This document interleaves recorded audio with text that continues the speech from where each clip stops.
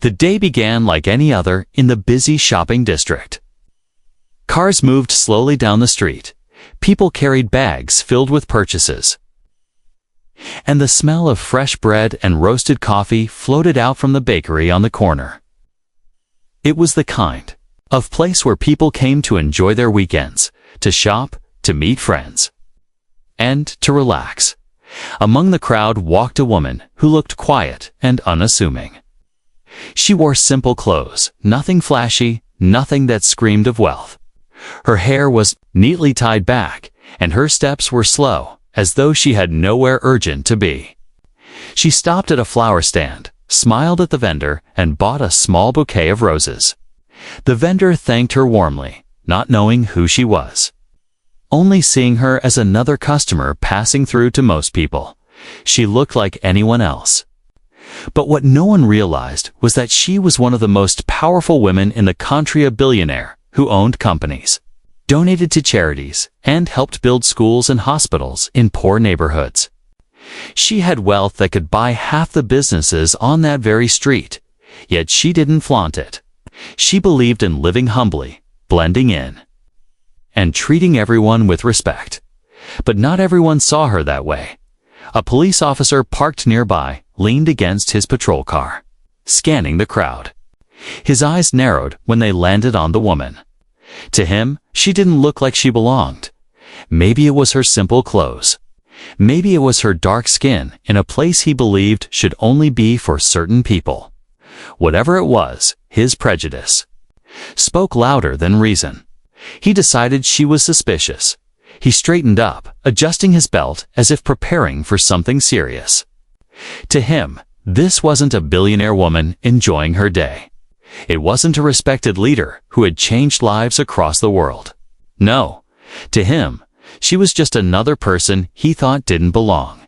Someone he could question. Someone he could control. The woman continued walking, stopping in front of a jewelry store to admire the display. She wasn't planning to buy anything. She simply enjoyed the artistry, the sparkle of gems under the lights. But the officer saw her differently.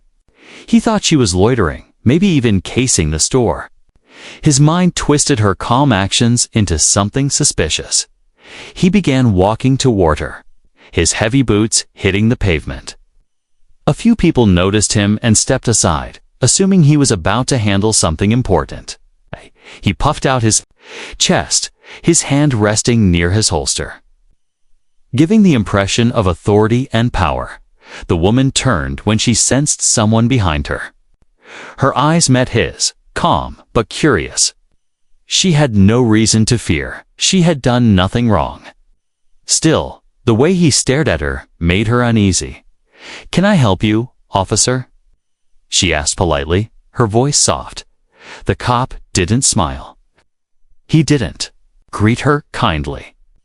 Instead, his tone was sharp, almost accusatory. "What are you doing here?" The question caught her off guard. "I'm just shopping," she replied, holding up her small bouquet of roses. He narrowed his eyes. "Shopping? Around here?" He looked her up and down, his gaze filled with judgment. "Do you even live in this area?" The woman kept her composure, though the disrespect in his tone stung. "I have every right to be here, just like anyone else." The officer scoffed. "You think so? Funny, because people around here don't usually look like you." A couple of bystanders froze at his words. They exchanged uneasy glances, but didn't speak up. The woman, however, remained steady. "And what exactly do I look like, officer?" His jaw tightened. He wasn't used to being challenged. To him, she was supposed to be nervous, maybe even apologetic. Instead, she was calm and confident. It unsettled him. "You'd better show me some ID," he demanded. "I want to know exactly who you are and why you're hanging around here." The crowd nearby grew silent.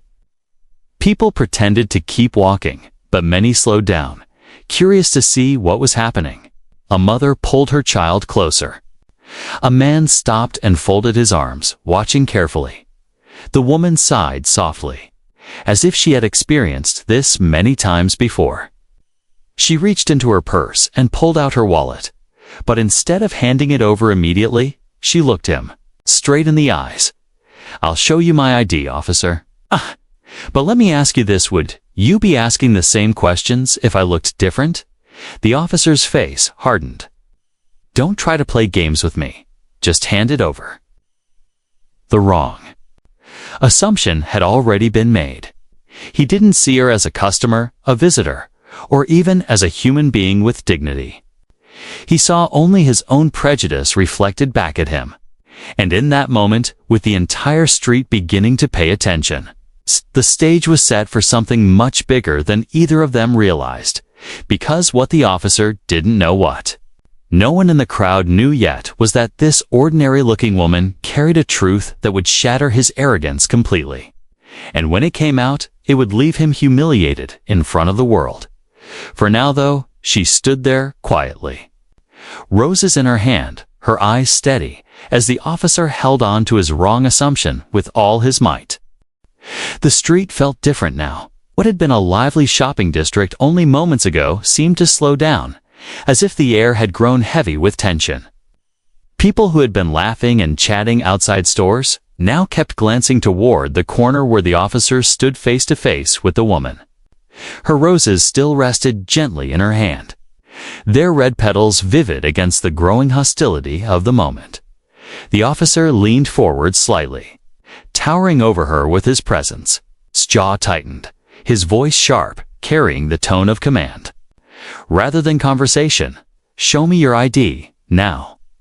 The woman, calm as ever, tilted her head slightly, her eyes steady. "Officer, I have not broken any law. Why are you demanding my identification?" Her voice was polite, but her words carried strength. She wasn't raising her tone, but she wasn't bowing her head either, and that unsettled him. He was used. Two people shrinking under his authority, used to the fear in their eyes. But this woman didn't flinch. "You don't get to question me," he snapped. "I'm the law here. When I tell you to do something, you do it." A few people in the crowd murmured softly. The words didn't sit right with them. His voice was louder than it needed to be, dripping with arrogance. Some of them pulled out their phones, pretending to scroll, but secretly preparing to record if things went further. The woman finally reached into her purse. She pulled out her wallet. Slowly, her hands graceful and unhurried. She opened it and slid out a sleek, embossed card, the kind that looked nothing like a regular ID. She held it carefully between her fingers. Before handing it over, she looked him in the eye. "You should ask yourself why you're treating me this way, officer," she said. "Is it because you truly believe I've done something wrong, or because of how I look?" Her words struck the air like a bell. The officer's nostrils flared. "Don't start with that," he spat. "You're making it worse for yourself. People like you always trying to turn it into something it's not." The woman's calm expression didn't change. She held out the card for him to take, but her eyes stayed locked on his. "Maybe I'm not the one making it worse." Snatched the card from her hand, his fingers rough, his eyes darting down to it.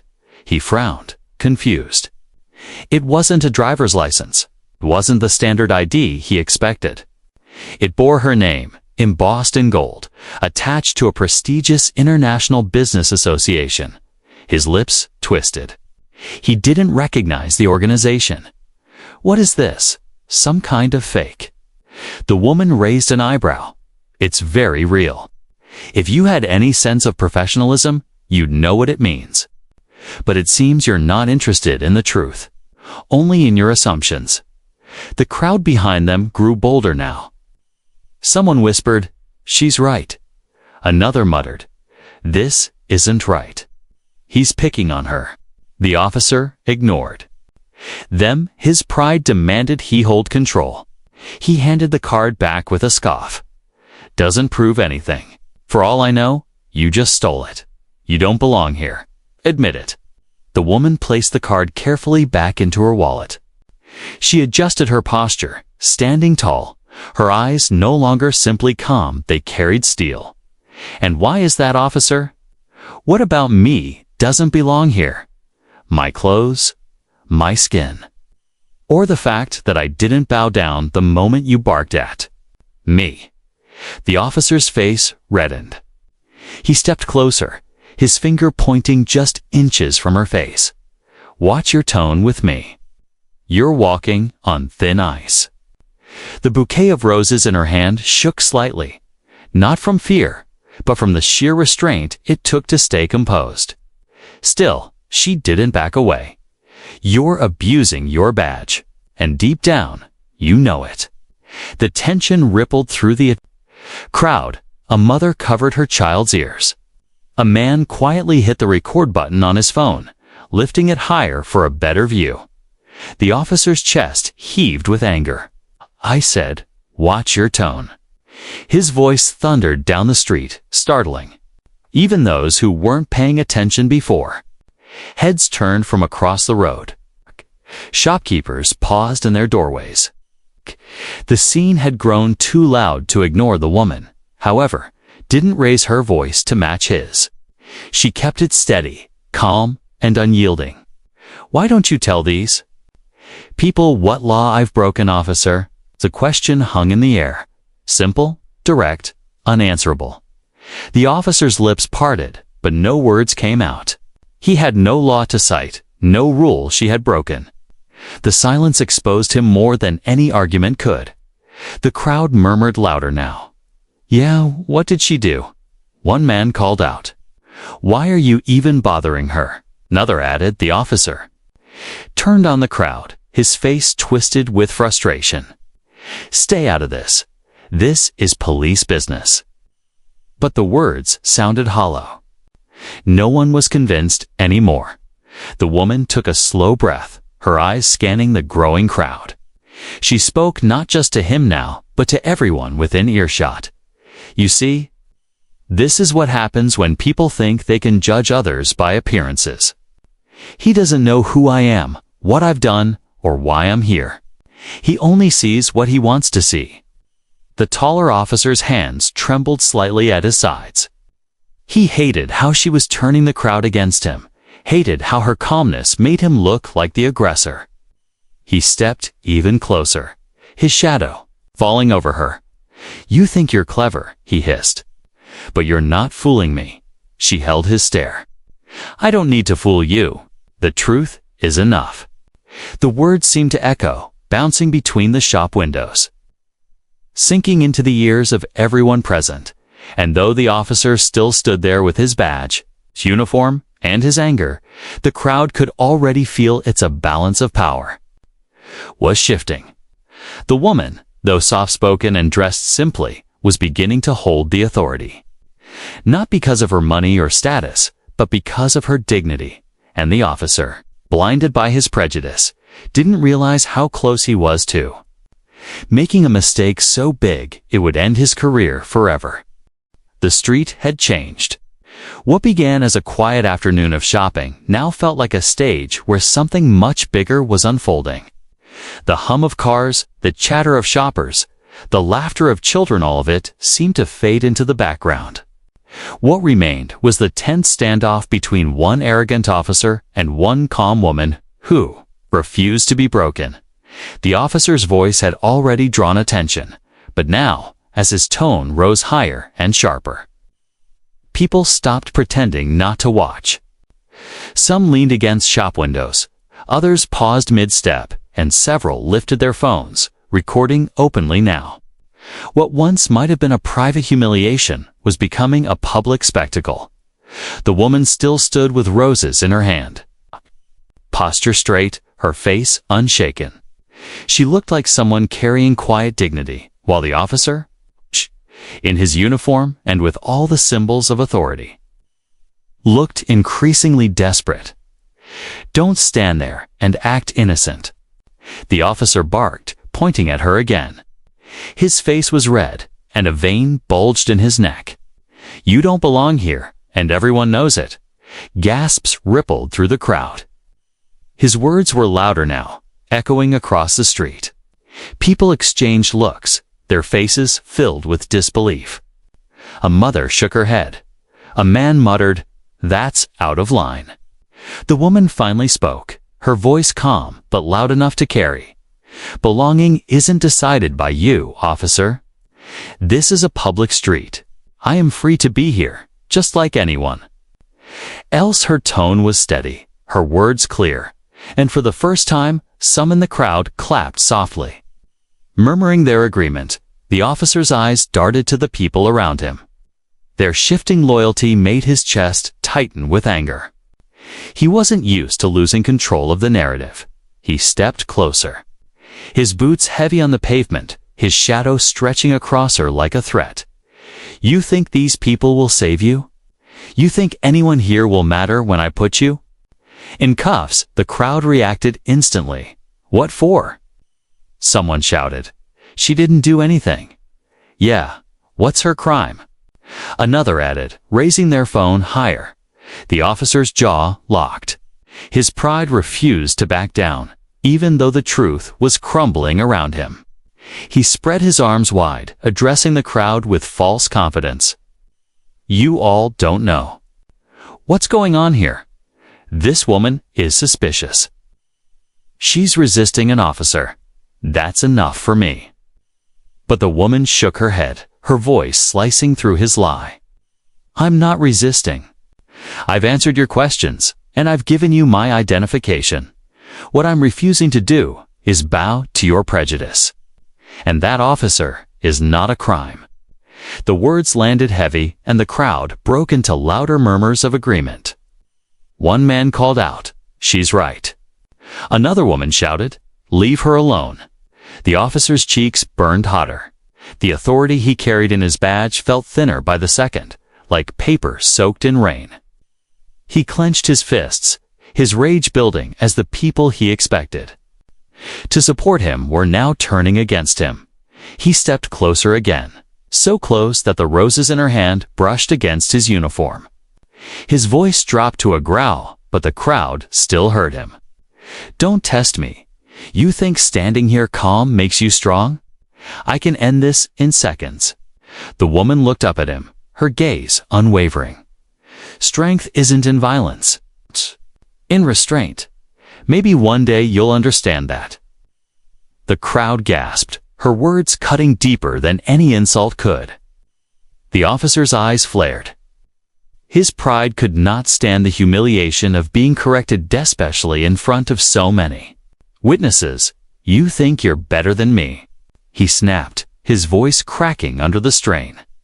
"You're nothing," but he stopped short, realizing how close he was to saying something that could not be taken back.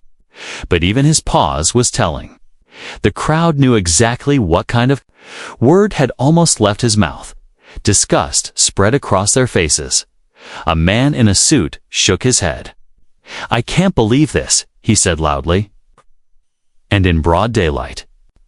The officer saw the disgust, and his anger grew hotter, burning away what little self-control he had left.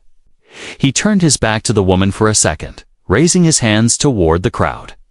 "You all don't understand. You don't know how many times people like her cause trouble." This time, the words exploded like a bomb. The crowd erupted. "What do you mean, people like her? That's racist. Unbelievable." Phones were no longer just quietly recording. They were raised high, openly capturing every second, every word, every expression. The woman took a small step forward, not aggressive, but firm, standing her ground. "You've just shown everyone what you really believe, and now you've shown it to the world." The officer whipped around, his face contorted. "Don't you dare talk to me like that." But the power of his voice was gone. It no longer commanded respect. It only revealed desperation. His partner, who had been lingering on the edge of the crowd, shifted uneasily. He hadn't spoken much, but even he could feel the tide turning.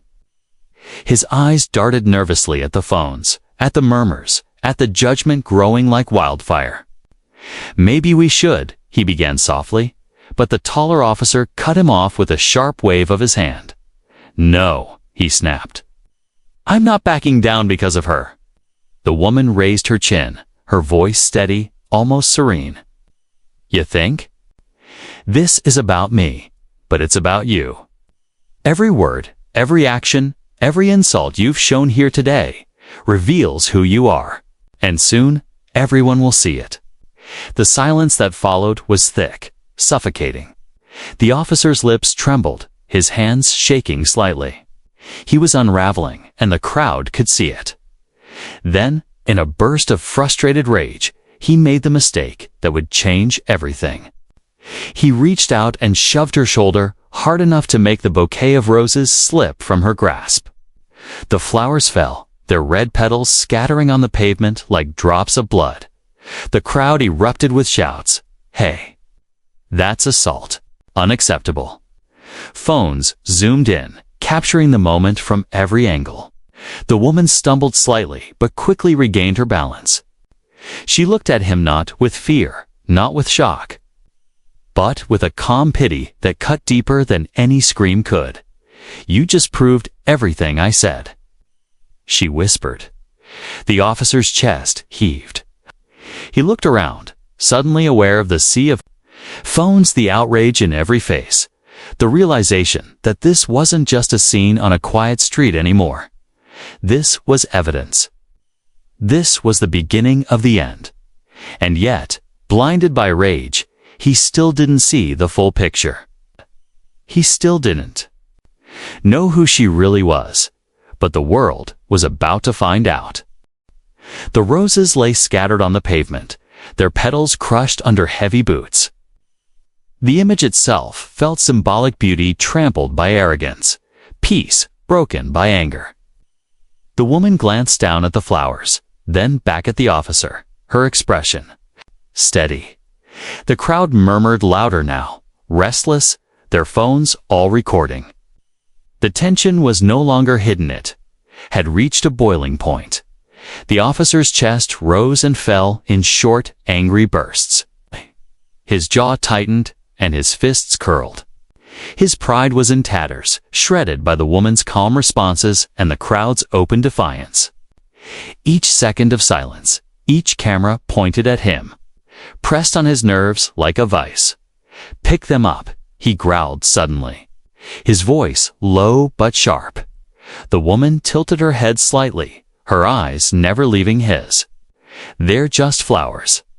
Officer, why does that matter so much to you?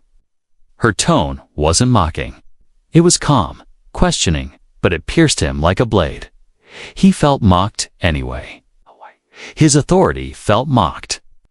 And in his anger, he made the decision that would forever stain his name in one quick motion. He raised his hand and struck her across the face. The sound cracked through the air like a whip. Gasps filled the street. The crowd froze for a split second, stunned into silence before shouts erupted. Oh my God! He hit her. Get your hands off her. Phones caught every second the way her head snapped to the side, the way her hair fell forward, the way the petals blew across the pavement. The officer stood over her, his breathing heavy, his eyes wide with the rush of what he had just done. For a brief second, even he seemed to realize the enormity of his action. But pride, twisted, stubborn pride, kept him standing tall as though he had asserted control. The woman didn't fall. She didn't collapse. Slowly she straightened, her hand brushing back her hair, her face calm despite the redness blooming. Across her cheek, she looked at him, not with fear, but with something far worse for him. Pity. You've just destroyed yourself, she said softly. Her voice was quiet, but it carried over the stunned crowd. The words settled like thunder. The crowd erupted again, this time angrier, louder. That's assault. Arrest him. You're done, man. Done. The younger officer, who had been lingering in the background, stepped forward quickly, panic in his eyes. Hey, maybe that was too much, but his partner cut him off, shouting over the crowd. She asked for it. She pushed me. You all saw? No, we didn't. Someone shouted immediately. We saw everything. We have it on video. Phones lifted higher, screens glowing like dozens of little spotlights. The officer turned toward them, his face twisting with panic, realizing there was no way out. His words could no longer control. The narrative, the truth was captured, undeniable, eternal. The woman raised her chin, her composure unbroken. You thought you could silence me with violence, but you only revealed who you are to the world. The crowd roared in agreement. Some shouted insults at the officer. Others moved closer to the woman, standing near her in quiet solidarity. The atmosphere had shifted completely. What had started as her being isolated now turned into her being protected by a wall of witnesses. The officer's breathing grew harsher. His face burned red. He could feel the walls closing in. He wanted to scream, to lash out again.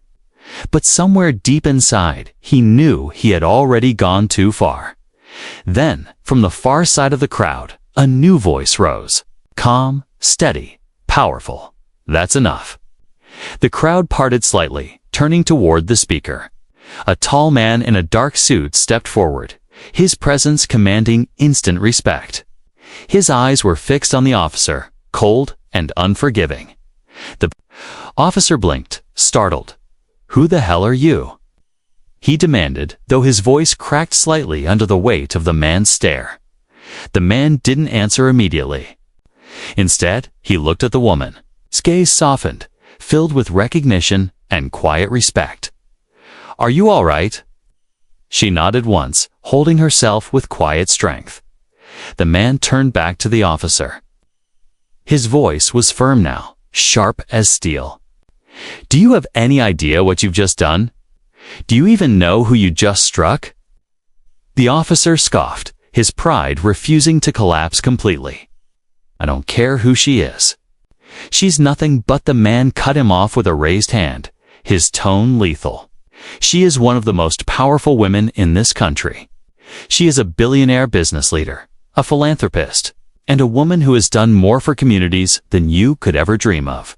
And you just struck her in front of dozens of witnesses. Gasps spread again, this time louder, sharper. The crowd's eyes widened as the realization sank in. She's what? Someone whispered. A billionaire? Another asked, stunned. The officer's face drained of color. His chest heaved. His lips trembled, opening and closing without words. He looked back at the woman, suddenly seeing her in a new light, but it was too late. The damage was done. The woman's voice broke the silence, calm and cutting. You didn't care who I was when you assumed the worst. You didn't care who I was when you demanded my ID, and you didn't care who I was when you raised your hand against me. But now you care. That tells everyone exactly who you are. The crowd cheered, their voices a wall of agreement. The phones recorded every second. The officer stumbled back a step, his pride in ruins, his authority crumbling. The man in the suit stepped closer to him, lowering his voice but making sure it carried. Your career is over. The world is already watching. The officer glanced around wildly, his heart pounding in his chest. He could feel it, the weight of the cameras, the judgment of the crowd, the truth sinking in like chains pulling him down. His partner touched his arm nervously, whispering, "We need to get out of here," but it was too late. His strike had sealed his fate. The woman bent down slowly, picking up one of the roses that had fallen. She held it delicately, brushing the dust off its petals. When she straightened, she looked him in the eye. "You tried to take away my dignity," she said quietly, "but all you've done is lose your own." The officer had no response. He could only stand there, breathing hard as the world closed in around him. And though he still wore the badge, still carried the uniform, everyone present knew the truth. His power was gone forever. The air around the diner district was electric. The moment after the strike felt like a thunderclap had shattered the sky. People's voices rose, phones stayed fixed on the officer. And the billionaire woman, still holding a rose in her hand, stood, tall and unshaken. But the silence that followed the man in the suit's words hung heavier than anything else. "She is one of the most powerful women in this country," he had declared. And those words rippled through the crowd like fire racing across dry grass. The officer, still red-faced, blinked in disbelief. His lips moved as though searching for a comeback, but no sound came. He had struck her like she was nothing. He had called her names, accused her of loitering, mocked her dignity. Now the truth was spreading. The crowd erupted with murmurs. Wait, did he just say billionaire? No way. That's her. I've seen her on TV.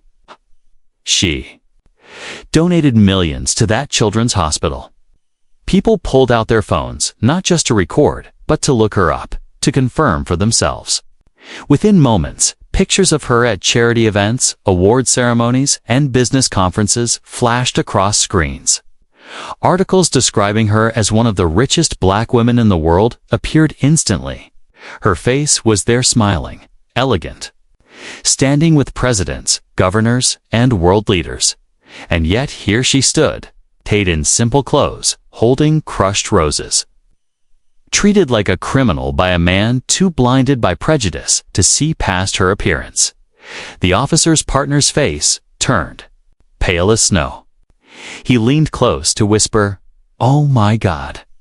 Do you know what this means?" The taller officer's chest heaved. He shook his head violently, refusing to believe. No. This is a trick. She's lying. This isn't real. The man in the suit stepped forward again, his voice like a hammer striking steel. "You struck one of the most respected philanthropists in the world.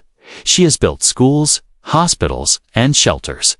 She has fed thousands of families. And today, you treated her like trash on the street." The woman finally spoke, her voice calm but powerful. "I didn't need to reveal who I was, officer. Because it shouldn't matter. Every human being deserves respect. Every human being deserves dignity. But you saw only my skin, only my clothes. And you made your judgment. Now, the truth has exposed you." The crowd erupted into cheers and applause, their voices echoing against the brick walls of the shops. Some chanted her name. Others shouted for the officer to be fired immediately. The officer stumbled back a step, his knees suddenly weak. "No, this isn't happening," he muttered. His pride, his career, his identity as an authority figure, all of it slipped through his fingers like sand. One teenager stepped forward, holding his phone high. "Ma'am, you're trending already. The video is everywhere. Millions of people are watching this live." The officer's face drained of blood. He looked around wildly, realizing the truth. This wasn't just a scene on a quiet street anymore. This was the world's stage. His name, his face, his actions, they would be known everywhere. The billionaire woman looked at the teenager and gave a faint smile. Then let them watch. Let them see the truth. Her words carried like a declaration. They weren't angry. They weren't vengeful, but they were final. The officer's partner whispered frantically, "We should leave. We need to go right now." But the taller officer refused. His pride still clung desperately to control. "No, I won't let her humiliate me. I'm the law." The man in the suit shook his head slowly. "You're supposed to uphold the law. Instead, you broke it. And the world will remember this moment long after your badge is gone." The officer's breathing grew shallow. His authority had always been his weapon. Without it, he was just another man. And right now, standing in front of the billionaire woman, stripped of power and respect, he felt smaller than he ever had before. The crowd began to chant louder. "Shame! Fire him! Justice!" Each word cut deeper than the last. The Officer raised his hands helplessly, his voice cracking. "You don't understand. She provoked me." She, but the billionaire woman's calm voice silenced him. "I didn't provoke you. I only stood with dignity. And dignity is something you couldn't handle." The crowd roared with agreement. People's phones shook as they recorded, capturing not just her words, but the shame dripping off his face. And then, to make matters worse for the officer, another witness stepped forward, local news reporter, who had been in the crowd the entire time, recording on a professional camera. She raised her press badge high. "This isn't just going to social media," she declared. "It's going straight to the evening news. Your department will have to answer for this. The world will see every second of what you did." The officer's knees nearly buckled. He staggered back, leaning against his patrol car for support, his pride completely shattered. His partner looked at him with wide, horrified eyes, as if silently admitting their careers were over. The billionaire woman stood tall, her face calm despite the sting on her cheek. She raised the rose again, brushing the petals gently, as if restoring the beauty that had been crushed. Then she turned to the crowd, her voice ringing clear. "Let this moment remind us all that respect should not be given based on wealth, status, or power. It should be given simply because we are human. No one deserves to be treated as less. Not me, not anyone." The crowd cheered, some wiping tears from their eyes, others chanting her name again. It wasn't just admiration for her wealth, it was respect for her strength, her dignity, her courage to speak truth even when struck down. The officer couldn't take it anymore. His head dropped into his hands, his entire body shaking with the realization of what he had done.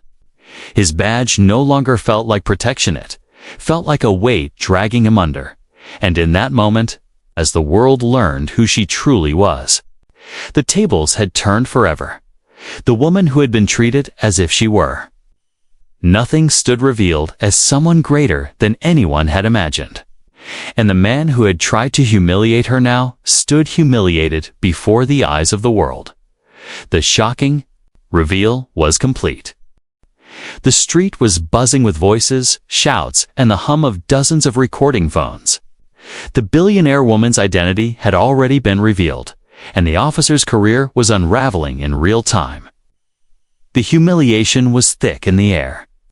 Yet just when the crowd thought they had seen the most shocking part of the story, something else happened, something that made the entire district fall into stunned silence. From the back of the crowd, a figure began moving forward. People instinctively stepped aside, as if they knew this person carried a weight of authority that couldn't be ignored. It was a man in his late 60s, tall, with silver hair and a calm but powerful presence. He wore a dark, tailored suit, polished shoes, and carried himself with a dignity that made even the loudest voices quiet. At first, no one recognized him, but whispers spread quickly. "Wait, isn't that? No way. It can't be. Look closely, that's Judge Harrison. Judge Jonathan Harrison."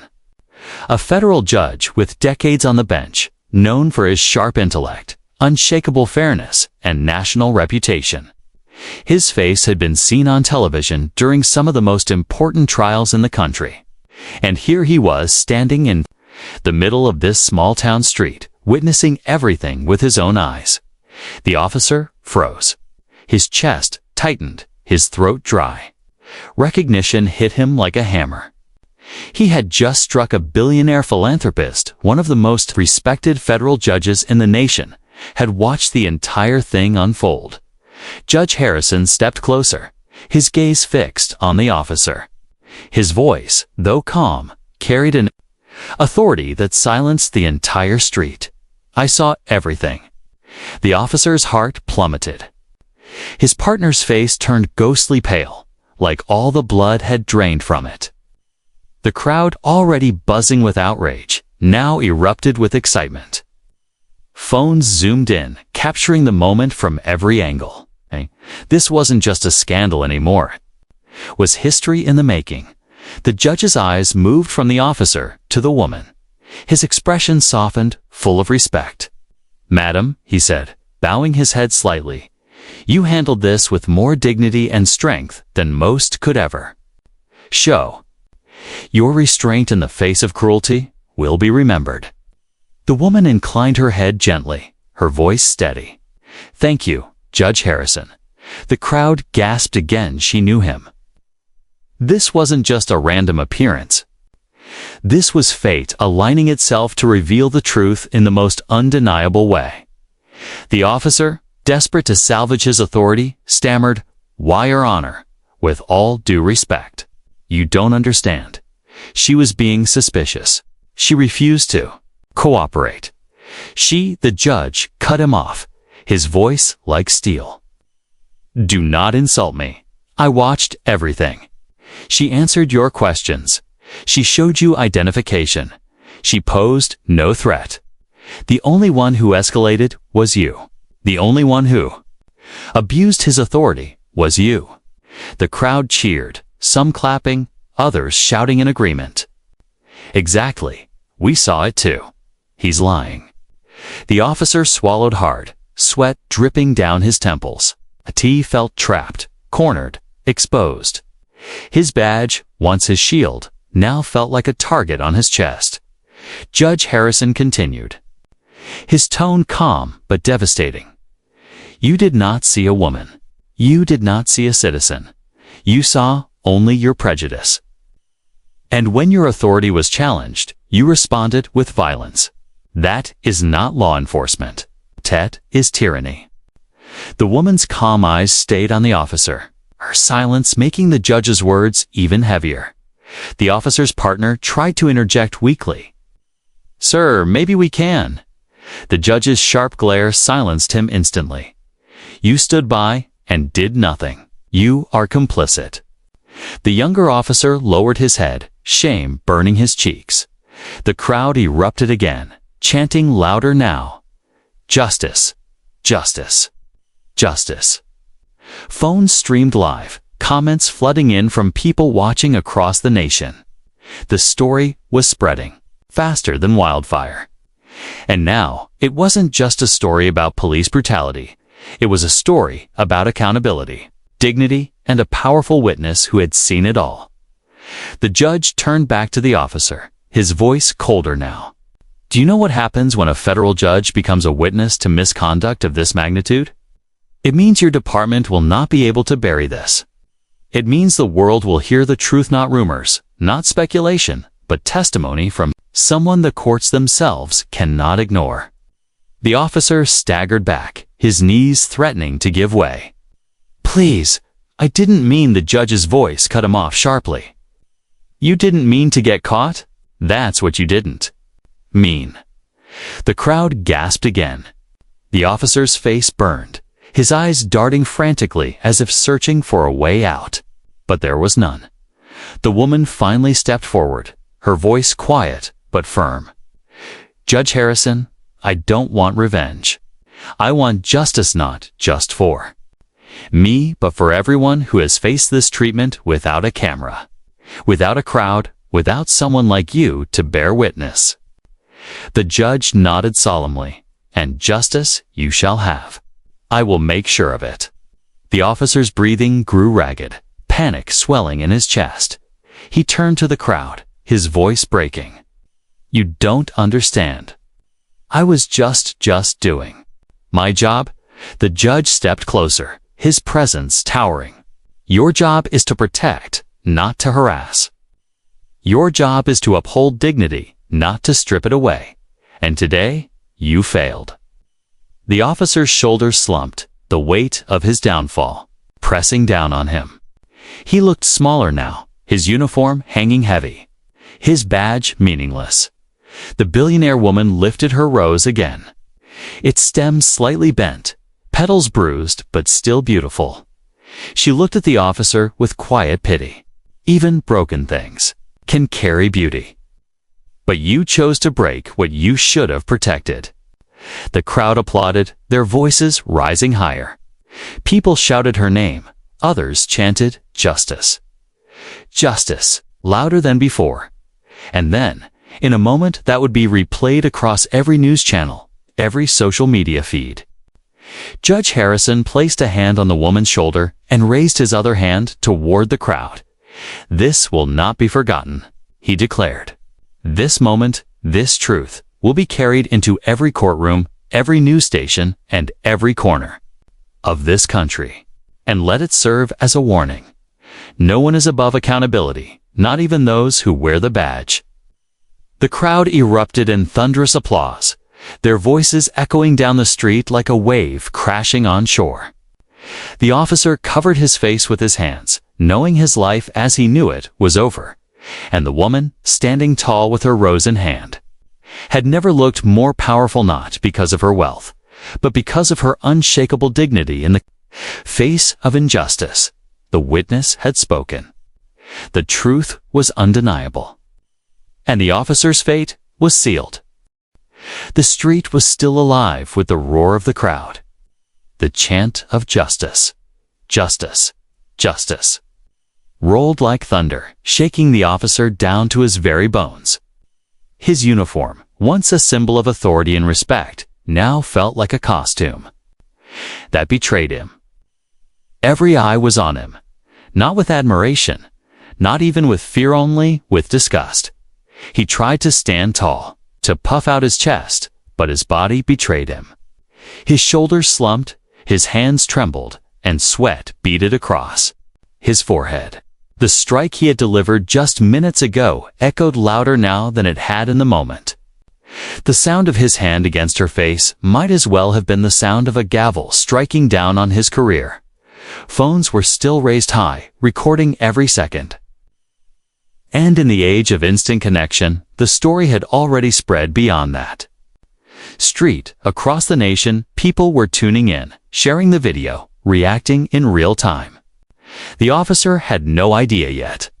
But his downfall wasn't just unfolding on that block, was being broadcast to millions. The woman stood tall, with her rose in hand. Her cheek still faintly red, but her composure flawless. Judge Harrison's presence made the scene undeniable. There was no twisting, no covering it up. The truth had been seen, recorded, and validated by the most powerful witness imaginable. The officer's partner leaned closer, his whisper harsh. "We're finished. Do you understand? It's over. Our names are going to be everywhere." The taller officer shook his head violently, his pride clinging desperately to denial. No, I can explain this. They'll believe me. The department will protect me."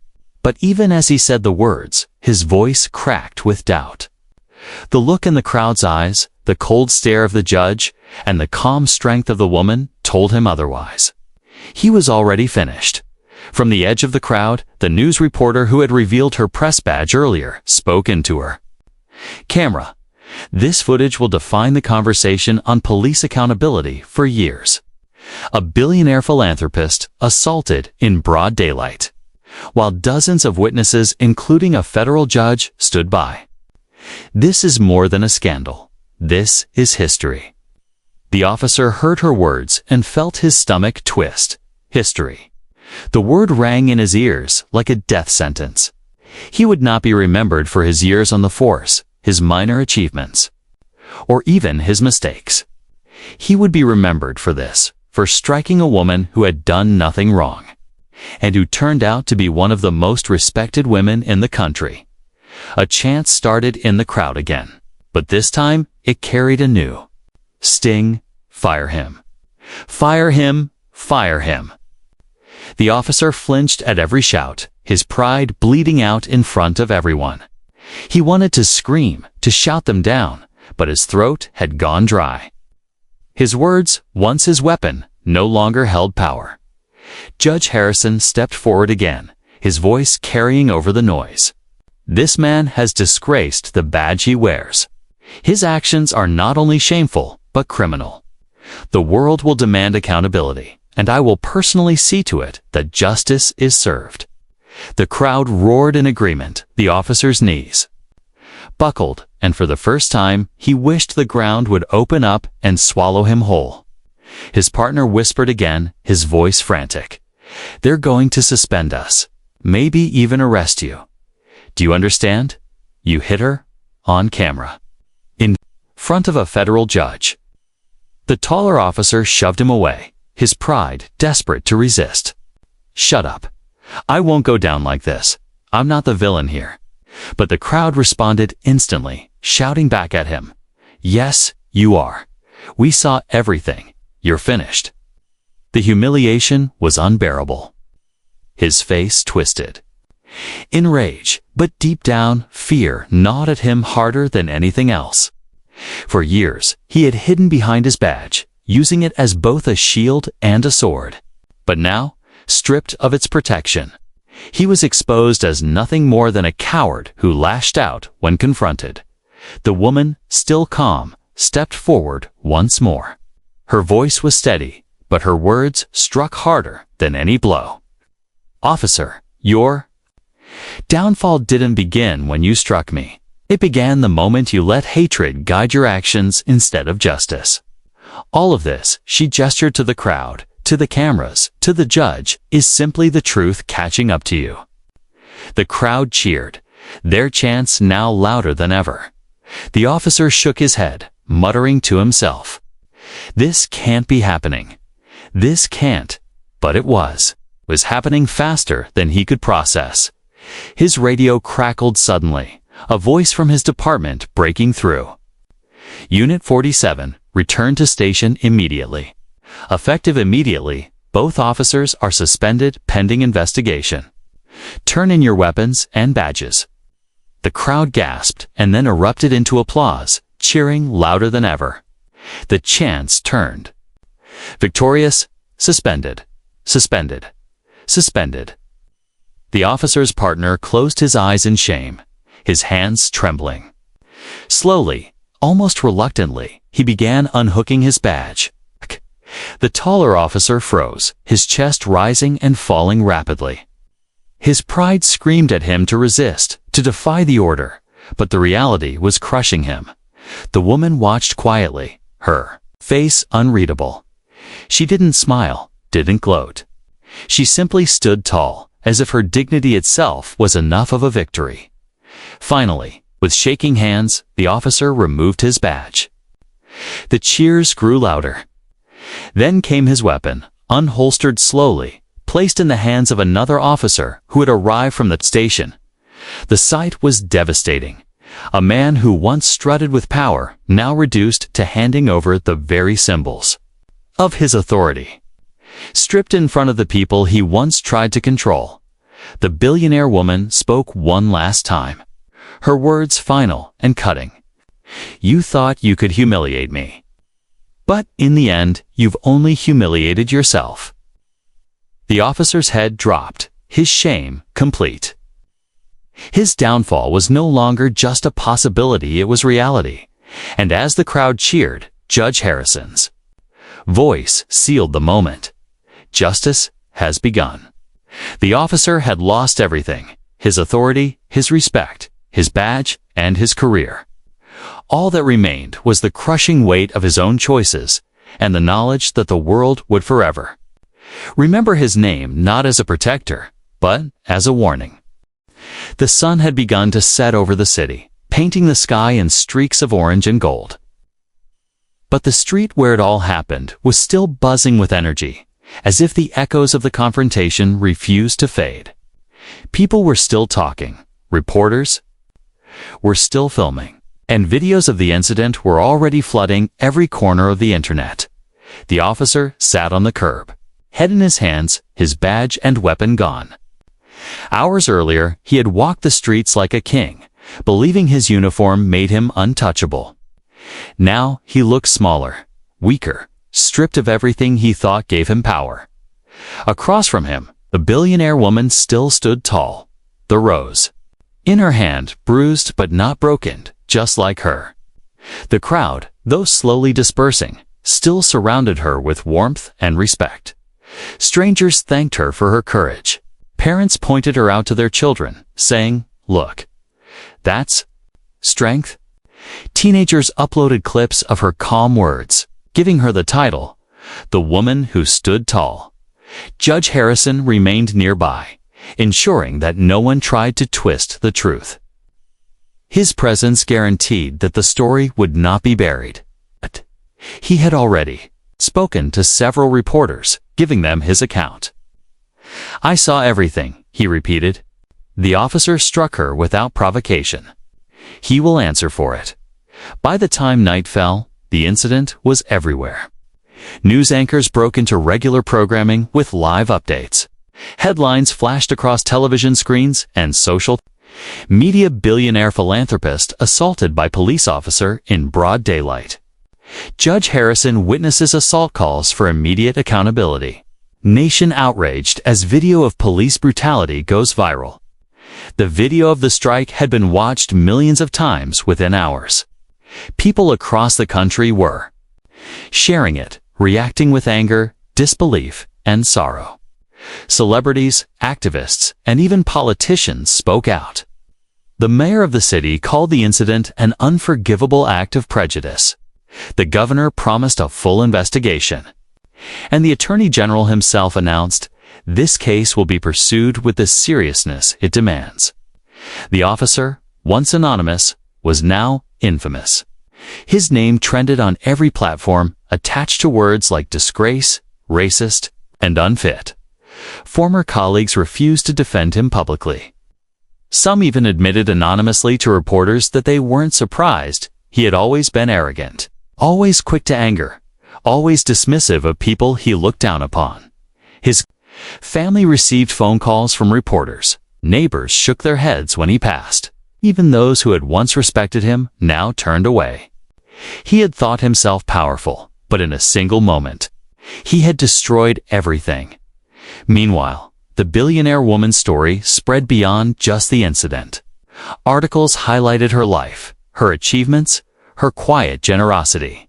People who had benefited from her philanthropy spoke out. A mother whose child received life-saving surgery in one of the hospitals she funded said, "She gave my son a second chance at life. And yet, she was treated as if she was nothing." That officer didn't just insult her. He insulted all of us who have seen her kindness. Her humility became part of the narrative. She hadn't revealed her identity at first because she believed everyone deserved respect, not just the wealthy or powerful. That message resonated with millions.